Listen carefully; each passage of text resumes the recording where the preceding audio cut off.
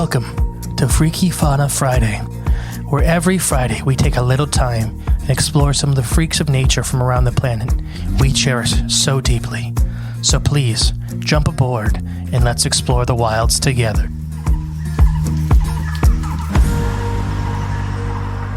Welcome back to Freaky Fauna Friday.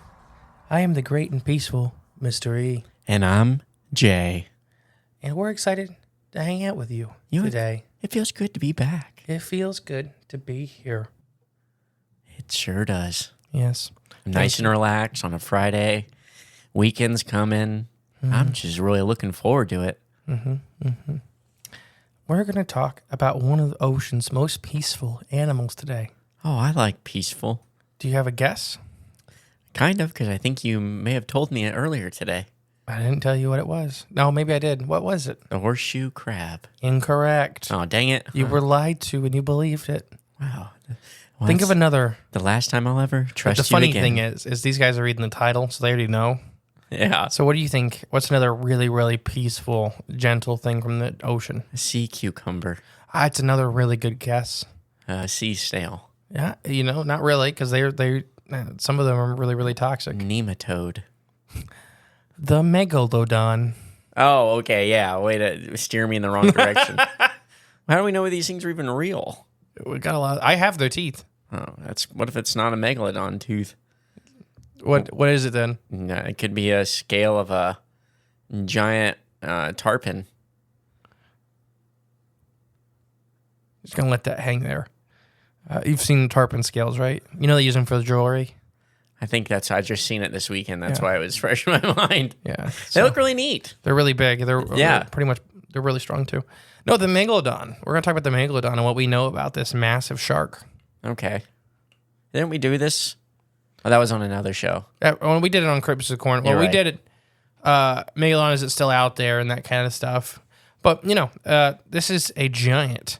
They went extinct around 2.5 million years ago, which is a big turning point for a lot of the massive animals. Like we've talked about extinctions a lot on the show. There's like the last 4 million years, there's been stages of them. Mm-hmm. Like there was one 2.5 million years ago, and that was the big change in the ocean. And then it was 400 to 800,000 years ago. What's the big change? Like temperature change? We'll talk about it. Oh, all right. So these are fish. Yes, they really, are. really big fish. One day we will do the biggest fish ever, Leocyctes. But today we're doing one of the biggest fish ever. They were carnivores. As far as we know, they are extinct.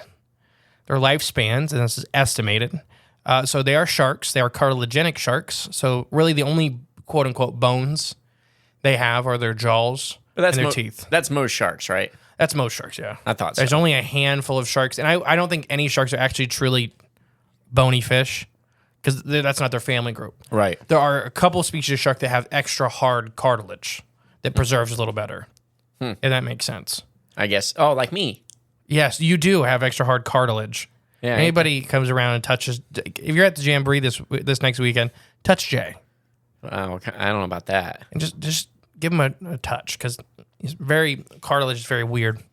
That's my freaky fauna fact. No, so we do have, so they don't have like, now, I'm going to try to explain it simply. They have vertebra, but not bony vertebra. They have a cartilagenic version.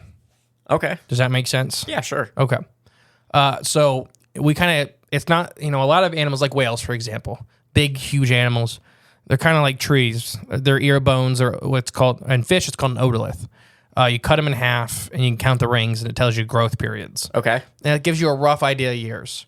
It's not true, But so ballparking it, you're pretty close. So like for trees, if anybody doesn't know what rings are, is growth periods, not actual years. It just, most of the time it correlates with years.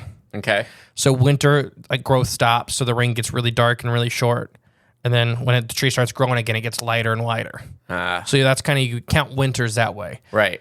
The only time it's ever skewed, for trees at least, is, really, really light winters or really, really hard summers. I can see that, yeah. So it'll maybe skip a summer and go right into, quote unquote, the next winter. It looks like one big winter. Yeah. Because if it was like a super drought year or, whatever, the trees just Didn't grow. stay in survival mode. Right, yeah. So these guys, we kind of do the same thing, but not as exactly. So we think they can live up to 20 to 40 years. Some scientists put this estimate way in the 80s and even the 90s. Dang. And some put it lower, below 20. Oh, well, that's quite the range. And it's, their closest cousins, which aren't very close, are the great white sharks, which they can kind of fall in that 20 or 30-year range. How do they know that's their closest cousin? Just from their, literally, like the jaw structures and their teeth structures are very, very similar. Couldn't that just be convergent evolution? And that could be, and some scientists actually talk about that. Oh. They called them whaler sharks and stuff like that. Their diets are very similar also. Okay. Well, similar niches, Yeah, except the great whites and the megalodon lived at the exact same time. Oh, okay. Well, one won. Well, one's prey didn't disappear. Oh, okay. So we'll get to that. Don't worry. Length. Now, this is one that is highly debated because, once again, they're cartilagenic fish. Right. So there's no spine. They're just basing it all off tooth and jaw size, right? Yeah, and their jaws are monstrous. So was this a supersized, like a big-headed shark? Like we have megamouth sharks today. Right, yeah. Or was it like there are estimates that have it with a smaller head and a giant, massive body? That would be an ocean current glider. Is kind of what some people think that the shark did. What, a giant head, massive body? Basically, it was like shaped like a Boeing. It had supersized fins, that were really exaggerated fins, really exaggerated, and it would peer off. Basically, it would follow migrating whales in the jet streams, and it would pull off to hunt them when they would. But that's why whales have the supersized, the flippers and the supersized tails. To catch the jet They're stream. kind of gliding in the jet Gotcha. streams. Have you seen that cartoon of one? It was a Megalodon drawing, and the head and mouth's gigantic, but the body's like Tiny, yeah. 3 feet long. So the size estimate, conservative, is 40 feet. Okay, conservative, yeah. They were at least 40 feet long. Yeah, that's nuts. The higher end of conservancy is about 60 feet, with some scientists putting them up to 80 feet. That would be so massive. How big are blue whales again? 121 feet is our record. Okay. I mean, that's the biggest thing on Earth. Ever, as far as we know. By a lot. So these things are, max, They're about the size of humpback whales. Yeah, that's still big. Which is, humpback whales are a good, medium-sized whale. Yeah. As far as whales go. We're talking about... These are whales. Whales are the biggest group of anything ever. Yeah. So for a shark to be that big, a predator shark, that'd be a little frightening. Yeah. You want to guess a weight? Highly debated. Same thing with length, highly debated. Oh, gosh, I don't know. I don't know. 50 to 75 tons. Once again, following that humpback whale. Way higher than I would have guessed. I'm not good with weights. Tons are a weird thing, too, because, 75 tons is 150,000 pounds. Yeah, it's a lot. Which, when we were talking about whales, we talked about the big blue whale. He was about 1 million, or 500,000 pounds, I'm sorry. So many, many magnitudes larger still. Right, yeah. Are the biggest blue whales. And we think they got so big. One of the factors was these guys. Oh, they just outgrew them so they couldn't eat them? Yeah, they outgrow the predators. Yeah. So during these guys' reign, there were many, many, many more species of medium-sized whale. Okay. We have none today. Yeah. We have and I don't mean none. I mean, we have a very small handful. They're super rare. They're super small whales. Yeah. Like the pygmy sperm whale we've talked about in this show. Yep. And the dwarf sperm whale, which is another species. The beaked whale? Beaked whales, they kind of split too. Okay. There's 40, 50, 60-foot beaked whales, and then there's 20-foot beaked whales. Yeah. There's not a lot of that 30-foot range. And because there's several predators fighting for that niche of destroying these things. So 3, 4, 5 million years ago, when Megalodon and Leviathan, which may be a different episode, when they were coming on the scene hunting whales, that was their target group. They got as big as them. So these megalodons were hunting these guys. Why we know these guys were hunting megalodon, we know these guys were hunting megalodon, or sorry, vice versa. Yeah. Why megalodon was hunting these guys is we have tons and tons and tons of spinal columns, broken tails, and broken flippers of whales that have the teeth marks that match, including several vertebrae that have megalodon teeth still lodged in them. Man, what are the odds of us finding that stuff? Well, that's the point, is it probably happened a lot. Man, that's crazy. And like great whites and, most sharks, they lose tons of teeth through their life, especially if you're fighting an animal that is 60 tons and you are 60 tons and you're holding on with, they only have their mouth. Right, yeah. So that's the only way they have to kill him. How they killed, we know, is like great whites will actually hang out underneath and strike up. What these guys would do is the same thing, but they would almost always aim for the tail, the fluke, and they'd try to break the tail so they could come back in and kill it. Because that tail, if they can swing down, it's a hell of a punch. So that's what we talked about, the blue whale that threw the orca like 40 feet in the air. Right, yeah. So keep in mind, orca's 30 foot long. Most of the megalodons are 40 or 50 foot long, not that much bigger. Right, When yeah. you're a blue whale, they're... Toss anything. Yeah. So they would Yeet. almost always aim for that. And these guys may be a reason why that we have such tight-knit social groups of whales alive today. Communication. Whales, dolphins, and porpoises are almost all of them are almost always family groups. Beach whales are the exception, but they kind of did it by they just go to the bottom of the ocean where nothing can follow them. Well, they fight different things down there. Yeah. So sperm whales are another one that kind of did it. They also have tight knit family groups, but they developed sonic weapons to fight against megalodon and other predators. The ocean's a whole other world. It's literally an unexplored world right beneath us. There's whales are one of my big factors why I don't believe the theory of evolution as a whole. Because they came on the scene extremely fast and diversified extremely quick and developed superpowers, essentially. We've talked about, sperm whales literally liquefying organs if they wanted to, if you're in front of them. But, they could reach around this, 60 feet. Some scientists put them in the 80. They could fit about a Ford F-250 in their mouth at a time. You could drive into them like a tunnel. Oh, yeah, there, bud. The only marine mammal that was exempt, that we have no fossil evidence that Megalodon ever preyed upon, except for calves, was the blue whale. Okay. So they were the one that, escaped. Small blue whales are easily double the size of Megalodon. Okay. Blue whales get in this live birth, right? Yeah, all whales. All whales do, yeah. But I mean, like... Only 2-3 mammals that lay eggs. Like, live birth as in, like, when it comes out, it's fully functional, ready to go. They have to. They have to. Aquatic mammals don't get any chance. That makes sense. Paleontologists estimated that this shark would need about 2,500 pounds of food a day. Dang. So that's about eating 3,300 cans of tuna every day. Okay. Such a weird, odd, unit of measure. So these guys had about banana-sized teeth, up to about 11 to 12 inches long, were some of the biggest megalodon teeth found. The one I have upstairs is 5 inches long. Doesn't mean it was from a juvenile, but it means it could be side teeth or grown-in teeth. When you said banana size, like the length, or are they like... The length of a banana. Yeah, okay. But they're a lot wider, though, right? Yeah. Okay. Like big diamonds. Shark tooth. Just normal shark teeth, just look scaled at a up. great white shark. They're just, as far as the teeth are concerned, they're just mega-sized great white sharks. Okay. As far as we know, they were strictly mammal eaters. Okay. Like adult great whites. Okay. So juvenile great whites mostly feed on fish. Medium-sized great whites mostly feed on big fish like tuna and albacore. Adult great whites mostly feed on seals and sometimes dolphins. So they go from pescatarians to just carnivores. Well, great whites have to have a high-fat diet as adults to survive the way they do, with sometimes their liver being 2/3 their body weight as adults because of the way they do these massive migrations. So these guys are even more so. They are strictly like big whales, big dolphins, and seals. But the seals we're talking about were like elephant seals, not harbor seals. Okay. Why are their livers so big though? Fat storage, food storage. Oh, livers do that? Yeah. Okay. Yeah, your liver stores all kinds of lipids and all kinds of stuff. We're talking about a fish. Right. Very different organ. Yeah. As far as what all the body functions do. Okay, because I thought ours it's like filters and stuff. Yeah, right? theirs does that too. Okay. But they're also using theirs. Like we have fat in our muscles. Like we have fat around our bodies. We store lipids everywhere. They don't do that. Okay, gotcha. Is that a rare delicacy? Shark liver?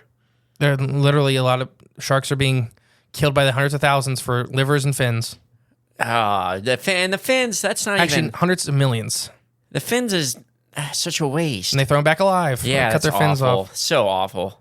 So 60, 80 feet is kind of our first fact. Is most scientists they're really at that 55 to 60 foot range. That's probably the safe spot. Yeah. Yeah. Okay. There are a couple estimates that have put them in from 40 to 100 feet. I believe it though. Now There's always that exception. I'm a big. I think they topped out at 65. Yeah. Because there's just no benefit to get that much bigger if they weren't preying upon the bigger species of whale. But there can always be that one that did There's it. freaks of nature everywhere. Right. I mean, I'm talking about a species. What's the top out of a species? Gotcha. The freaks of nature don't, like Andre for humans. Right. That's not the top out of our species. That's a freak of nature. Right. Top out of our species is what, like 6'5", 300 pounds is what I would say 350. The top end, is a normal top out of a healthy human. Yeah. Andre wasn't a healthy human. He didn't do anything he drank a lot, but but he had disease. He had that made pituitary him gland that big. Yeah, tumor. That's different. Megalodon liked to munch on giant whales. They had about 10-ton bite force, and they could open their mouth as wide as a car. So whatever they bit down upon was done. Yeah, pretty much. So to keep in mind that they could bite through the front end of a car, engine block and all. Man, like on a Tremors. Kind of, except the graboid's head exploded when they hit concrete. Yeah, that's what we'll do Freaky Fauna Friday for Graboids? for Halloween, There we go. because I love graboids. I love that movie. Kevin Bacon. As far as we know, they had the most powerful bite of any animal that ever lived. And this comes from the genus that they're from, and the type of animals they were hunting. They pretty much had to strike these whales and kill them in one blow. Mm-hmm. So any questions about that? Their bite force? Yeah. I mean, that's pretty... As big as it is, I mean, just adds to the scary list. So modern great whites are about 2 tons of force per square inch. Okay. The estimates, keep in mind, these are estimates for the Megalodon, between 10 tons and 18 tons per square inch. This is enough to crush the skull of any prehistoric whale, like a grape. Yeah, it's quite a crunch. Like I said, the blue whales escaped this because they were literally just too big. Couldn't get their mouth around them anymore. Yeah. This is a way many times greater than even the T-Rex of land, which often is said to have the highest bite force of any land animal ever, which probably did just a massive skull and the way the muscles were structured around it. The Megalodon's teeth easily grew over 7 to 8 inches long, with some people estimating up to 11 inches for some teeth. Gosh, 11-inch tooth. That would literally go right through you. So this puts him right in the ballpark of the exaggerated canines of saber-toothed cats and some of the biggest teeth were T-Rex teeth. Dang. So they're kind of right there in the biggest teeth ever. Yeah. And they only got probably double rows of them and just a mouthful of giant razor blades. So for Megalodons, what we find, most, like I said, their prey strikes were on fins and flippers. Okay. So they'd bite the tail fluke off or they'd bite a flipper off. Just weaken them. And then what we estimate is they'd hang around and let them bleed to death. They can come in for the big crunch. Yeah, because even at their size, whales are not pushovers. Right. Whales will defend themselves, and they are quite good at it. They are very strong animals. Mammals also last a lot longer when it's endurance than a lot of fish. So fish the way the lactic acid builds up in muscles. So Megalodons, great whites, they're, large sharks aren't dumb. Right. So this tango is like that whale in a race will outlast me. If it's a fist fight version of it, we're trading blows, that whale's going to win. It's like Rocky. Yeah. So he takes a big chunk that's going to bleed. Yeah. And walks and hangs off in the back. There you go. It's just so And like I said, this is estimates, this is guesses from paleontologists. We know this, we think we know this though, due to the fossilized whale remains we find, where before they were preyed upon, and you could see the crunching of like bones. They were almost always missing either a flipper or their back right by their tail was broken. So that's what we think was happening. Speculative. Yeah. So how can we tell that from a normal bite, like after it's dead, right? Because it's massive fish the shark's coming in and feeding on the whale carcass after the whale died. Okay. Scavengers, we look at impact force. Okay. So to break the tail, it's not a bite, just a bite. It's this animal probably going 35 miles an hour, ramming into it with its mouth. Yeah. There's a lot, a 75-ton animal is a lot of force. So it's probably not doing that to a dead carcass laying on the bottom. So that's kind of when we look at it. Any questions so far? No, that makes sense. Megalodon were much bigger than any marine reptile we've ever had. So Liopleurodon and Kronosaurus, we estimate they would 30 to 40 tons at max, which these guys would have wiped them out. So that's why if any survived the mass extinction, which they were not dinosaurs, but if any survived the mass extinction of the dinosaurs, that's what some theorists put why they didn't survive in a modern day. And if they did, why they didn't survive in the modern day in any massive numbers. It's because big sharks popped in right after the mass extinction. Filled that niche up fast. And we talked about that with most dinosaurs on land is mammals And we even talked about it with like the Permian extinction and that kind of stuff is why those guys didn't bounce back is because the stuff that came after was so much better at it. Gotcha. It's hard to compete with the new guys. Megalodon's teeth were once known as tongue stones. Because sharks are occasionally shedding their teeth, thousands and thousands of discarded chompers over their lifetime, the Megalodon had a global distribution. So that's how we know that their range was the entire planet. Megalodon teeth have been discovered all over the world, from antiquity to modern times. It was only in the 17th century that a European court physician named Nicholas Serto identified them prized tongue stones as shark teeth. For this reason, historians describe Serto as the first paleontologist. Tongue stones. Yeah. Because some fish have literally teeth on their tongue. Okay. So they weren't really sure what these things were because they were mostly broken. Gotcha. They, Partials. You have the picture of the Megalodon, the black Megalodon fossil tooth that's, Right. Still sharp and stuff like that. Most of them were chunks, broken, bases. So as far as they could see, they were raking pads off of fish's tongues. Okay. My next fact is worldwide distribution. As far as we know, these guys were everywhere. So a lot of whale species today spend their time in the Arctic and Antarctic. The same animal. Okay. Spend its time in Arctic and Arctic waters. They traveled their whole ocean, and we think that these guys and some other predators that came after may have been the reason why. That Megalodon could handle probably short trips into the Arctic waters due to its massive size, but could not stay there very long. So this was a safe spot for the whales. This was basically. a birthing ground. Yeah. That's why these guys they go to the Antarctic to feed, and a lot of them go to the Arctic to breed because it was safer. Food's there; it's safer to give birth here. Yeah. So when the calves are the most vulnerable part of the population, with a 70-ton animal swimming around, they only eat whales. What were those things in the Antarctic that were the largest breeding ground? Ice fish. Ice fish. Wonder if they're feeding off them. So my last little thing today, what? Those megalodons. A fish the size of your hand? They're going in. There is a lot of them. I know, but whales are probably eating them. There you go. It's the whales. It's good. It's good food for the newborns. So even though the movie depictions of Megalodon today paints these guys as a monster, they were not. They were an intelligent, massive animal that had specialized diet. These weren't the guys in the Sharknado, were they? No. Oh, okay, That'd good. be a pretty impressive tornado. Megalodon tornado? Yeah, lifting a friggin'. Well, it happens. I mean, when that whale ended up in the jungle, That's true, yeah. it just, other problems come. Right, yeah. So why did the Megalodon go extinct? This is kind of my last little thing for today. This is a little bit longer than normal. That's okay. It's a very impressive animal. That's right. As far as we know, one of the biggest sharks ever, one of the biggest fish ever. Modern day whale sharks approach them in size, but just as far as we estimate, not in weight. Okay. Whale sharks are like big, flat. They come from the carpet shark family, so their body shapes, kind of show that. Okay. More like a manta ray when you look at a whale shark. Big, flat filter feeders. Huge, Right. huge animals. Right. They got the spots and Yeah. stuff too. They're really neat. They were super gentle. These guys were the exact opposite. Right, yeah. But they weren't monsters. They were smart predators. So why did these guys go extinct? There's several theories, but no science. There's no reason. There's no definitive reason why. And I'm a big believer it was several nails in the coffin at one time. So the Pleistocene and the Miocene epochs, what all went wrong? These guys were the apex predators of the world for millions of years at this time. Well, there was global cooling.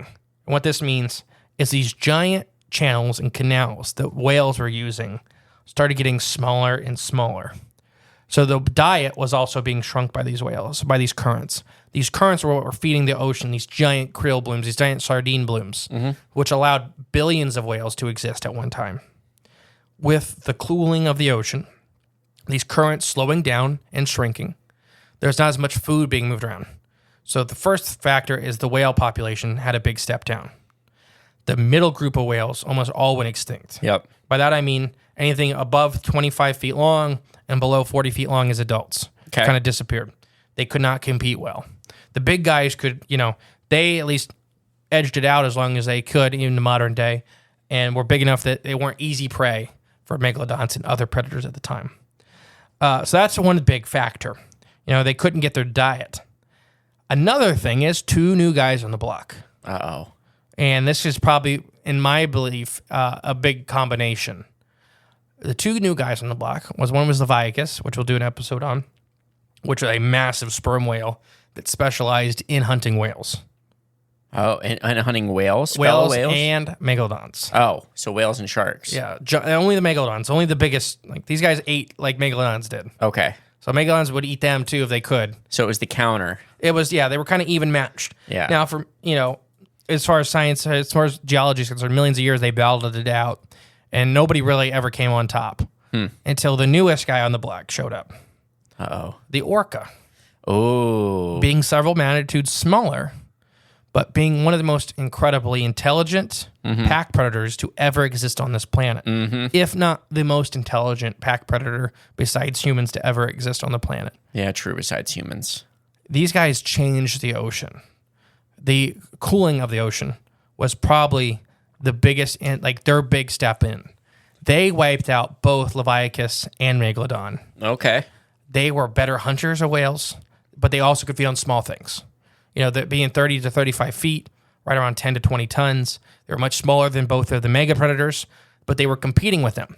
Not only were they competing with them, their large, complex family groups and communication abilities limited attack from the other two massive predators. Okay. Megalodons couldn't sneak up on them, and Leviathans would not come in and fight a whole pack of whales because they would drown it. So their defense stats were higher because they were buffed by each other. So they were being outcompeted, and they couldn't strike back. So that's my opinion why both of these, Leviathan made it longer. There's a chance both these made it into modern day. Like right now? Leviathan we actually have talked about on, I don't know, it was a Patreon episode, the high fin sperm whale, which is seen every once in a while. Yeah. Which is, sperm whales don't have a dorsal fin. They have a really reduced one. Right. Not one you can see from anything. Miles away. Yeah. Every once in a while, there's a high fin sperm whale, which is everybody's like, no, it's as big as a brick. Sperm whales on the horizon look like big bricks sticking out of the water because they're very square heads. But it had a high, like a killer whale fin. Right. So there's a chance that they're still out there. And the megalodons people say they're still out there. I don't think they are. Megalodons personally, at least in the megalodon, the big guy. There are several species of smaller megalodon. Because the world they lived in, the niche that they evolved in, does not exist anymore in the same way. So that most of those animals go out the window. I do believe in supersized sharks on the planet still. I believe there's 60, 70, 80-foot sharks still out there. I just don't think they're megalodon. I think they specialize in deep ocean feeding, filter feeding sharks. I mean, you look at whale sharks and basking sharks. Basking sharks get 40 feet long. Whale sharks get 60 feet long. And there's a chance whale sharks get 75 to 80 feet long. Ain't Greenland sharks big too? That's maybe the deep ocean predatory shark. Yeah. There is that one video that people say is a megalodon that is 100% either a Greenland or a 6-gill shark. Yeah. They're very closely related to each other. But it's massive. And If the video is honest, as in the platform that it's feeding off of is the size that they say it is, then it would be around 60 feet long. Yeah. Which big shark. But they also get bigger than great whites. Yeah. And that's kind of the other thing is that juvenile, I kind of left that out, is juvenile megalodons may have also had a lot of troubles due to white sharks because they were probably co-competing. An adult white shark and a juvenile megalodon were probably eating the same seal colonies. They were eating the same dolphins. They were eating that same stuff. Same walruses. And when the adults started struggling and not producing enough babies, they probably started struggling too. There is a theory though right now, Big Blue, which is our biggest white shark ever recorded, may be a baby megalodon. Oh. She does look a little odd, but she's also many times bigger than any great white shark we've ever seen. Could be a hybrid. There's some people think that too, that their genes are still knocking around in the white shark community. Leftovers, huh?